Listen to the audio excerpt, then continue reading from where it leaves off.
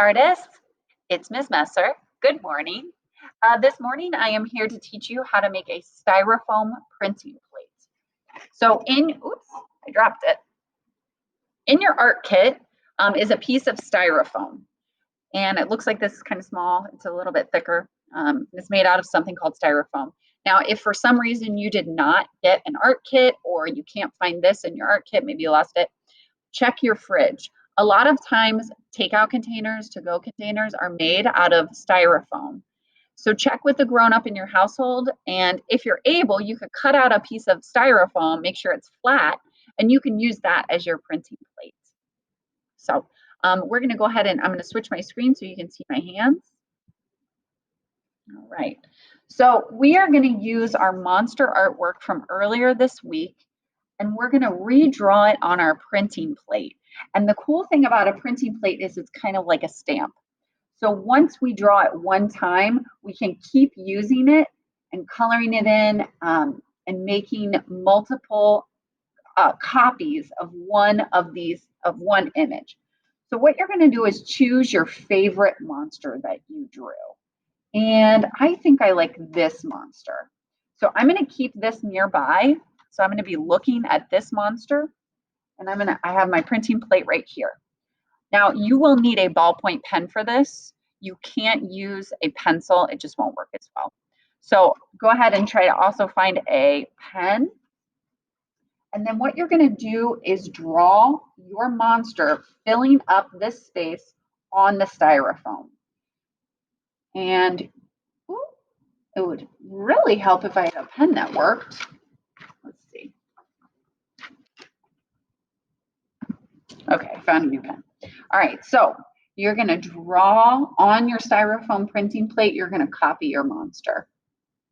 And if you want, you can make little changes. If you decide, well, I don't really like this part of my monster, you don't have to add it. Or maybe you remember you want to add another detail. That's totally cool. You can definitely do that. So I'm going.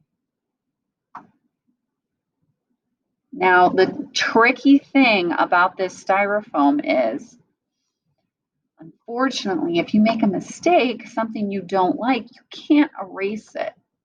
But the cool thing is, you can always turn it into something else. Now, if you're like, Ms. Messer, I messed this thing up so bad. I do not like what I made at all. You can try the back. You can do that too. That should work okay.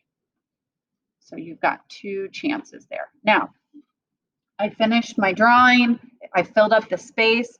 There's one more thing I have to do to make sure that this is successful. I have to trace over every single line again. So what we're actually doing is carving into the surface. We're making sure that the places that we're drawing are pushed down far enough. So I'm going to go back and I'm going to retrace all my lines, making sure I'm pressing down nice and hard. Obviously, you don't want to go through the styrofoam. That wouldn't be good. Here we go. You can see even my line got a little darker the second time, so I can really tell that I'm definitely adding a second part. Cool. Maybe I decided, I want to add some eyelashes. And I want to make sure I'm getting every line.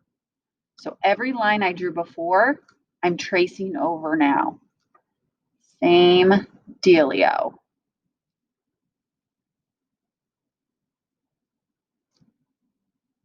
Okay.